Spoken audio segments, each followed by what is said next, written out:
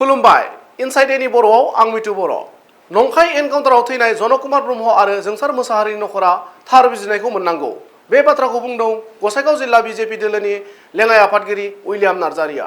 दिनै सराइबिल मण्डल बिजेपिनि बानजायनायाव हादोरनि गाहाय मन्त्रि नरेन्द्र मदिनि जोनोम सानजों लोब्बा लाखिनानै गसाइगाव महकुमानि सिङाव थानाय आरएनबि देहा फाहामसालियाव गोरिब थाखोनि दुखुथिया बेरामिफोरनो जाग्रा फिथाइ सामथाइ राननानै होयो। बे हाबाफारिनि गेजेरजों बिजेपि दैदेनगिरि उइलियाम नार्जारिया खौरांगिरिनि सिगाङाव ओरैबायदि बुङो।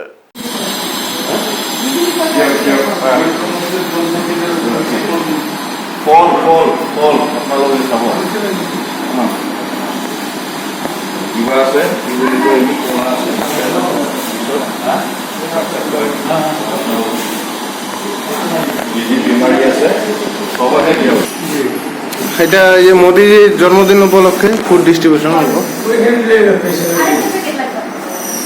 নেন দিদি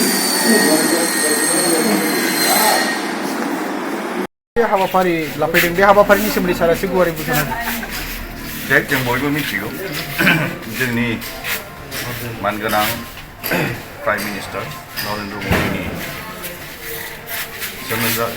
जोनोम सानखौ लोब्बा लानानै गासिबो भारत एरियायावनो 20 दिननि प्रग्राम लानानै खामानि मावगासिनो दं। थिग बेबायदिनो जोंबो दिनै क'क्राझार डिस्ट्रिक्टनि सिङाव थानाय सराइबिल मण्डल दिनैहाय नैबे जायगायावहाय हस्पिटालफोराव थांनानै आश्रमफोराव थांनानै लोमजानाय बा दुखियाफोरनो फिथाइ सामथाइ राननायनि प्रग्रामखौ दिनै थि खालामदों आरो बेबादिनो नैबे समाव गसाइगाव आरएनबि सिभिल हस्पिटालाव फैनानै जोङो बेमारिफोरखौ खबर लादों। बेजों लोगोसे मदिनि जोनोम सानजों लोब्बा लानानै जोङो फिथाइफोर जानो थाखाय जोङो राननानै होदों आरो दिनैहाय राननायजों लोगोसे गाबोनबो जोंहा बे प्रग्रामा थाबावगोन। बेबायदिनो दस्रा प्रग्राम जोंहा 7 तारिखसिम अक्ट'बर 7 तारिखसिम जोंहा प्रग्राम दङ बे मदिनि मानगोनां मदिनि जोनोम सानजों लोब्बा लानानै। गतिके साननैया जोंहा फिथाइ सामथाइ राननायनि प्रग्राम दङ, बाखि जोंहा साफाइ अभियान दङ, बेबादिनो नालाफोर जोंनो फोसाबनाय दङ, बिभिन्न बेबादि प्रग्राम लानाय दङ। दिनैहाय जोङो सराइबिल मण्डला फार्स्ट स्टेप नैबे फिथाइ राननायखौ जोङो लाग्रोनाय जाबाय। बेखौ दा बुंबाय थाबाय फ्रायानो जे दिनैनि दिनाव नोंथांमोनाबो निस्सय मिथिगौ जोङो बिजेपि दोलोआ दिनैनि दिनाव क'क्राझार डिस्ट्रिक्टआ खुब मजबुत आरो उफ्रा बिसायख'थिखौथ' जोंहा सिन्था खालामनांगौ जेबो बिसयानो गैया। जिहेतु जों टिकेट मोनोबा इजिलि देरहाखागोन, जिहेतु बेवहाय साननांगौ जेबो खोथा गैया। जिहेतु दिनै नोंथांमोनाबो मिथिगौ बा गासिबो रायजोफोरा मिथिगौ दिनैहाय जोंहा बेवहाय एलायन्स सरकार माबा सालायगासिनो दङ नङा होमबा बिटिसिआव। दा गतिके दिनैहाय जेन'बा इउपिपिएलआबो डिमान्ड खालामदों, जोंनि बिजेपिनिफ्रायबो डिमान्ड खालामदों। दा हाइकामान्डजों हाइकामान्ड रायज्लायनायनि गेजेरजों बिजेपिआ मोनो ना इउपिपिएलआ मोनो बेखौ जोङो बुंनो हाया।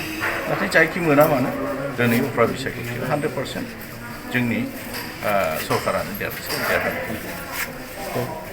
माने गोबाङैनो माने दावराव जानायखौ जों नुगासिनो। थिग बियो मोनसे दुखुनांथाव बाथ्रा। जों बर' हिसाबै बयबो दिनै दुखु खालामो। जों जिखि पार्टियाव थाया मानो एज ए बिटिआर हिसाबै जोंहा बयहाबो मोनसे दायित्व दङ। गतिके जे दिनैहाय जोङो क्लियारलि दिनै मिडियानि थ्रुजोंसो जों मिथिबाय थादों, खिन्थु जोंबो दस्रायावहाय बिजि थानायलाय जोंहाबो बेनो दुखुनांथाव जे दासिमबो जे भिक्टिम जे गोमाजानाय न'खराव दासिमबो जोंबो सहैनो हायाखै। जिहेतु बेबादिनो कन्टिनिउ प्रग्राम थानायलाय जोंबो सहैनो हायाखै। खिन्थु बेखौनो बुंगोन जे बेखौ नायबिजिरनानै बे न'खरा जे जास्टिसखौ मोनो, बे भिक्टिमा जे माबा मोनसे जिहेतु जों दुखु मोननाया बेनो जोङो आं बेखौनो बार होनदों कंग्रेसआवनो था बा बिजेपिआवनो था बा बिपिआवनो था बा दिनैहाय इउपिपिएलआवनो था जोङो जाथि हिसाबैहाय जोङो सिन्था खालामनांगोन आरो जों खामानिखौ मावनांगोन। आं बेखौल' लुबैगोन जिहेतु सासे उन्दै गथ' जे थालांदों बिनि फिउचारखौ सिन्था खालामनानै गासिबो बर' हारिया बेखौ सिन्था खालामनानै बियो जे जास्टिस मोनो आं बेखौ गसाइगावनिफ्राय सनाराम मुसाहारिनि फोरमायबिदां इनसाइड एनि बर'।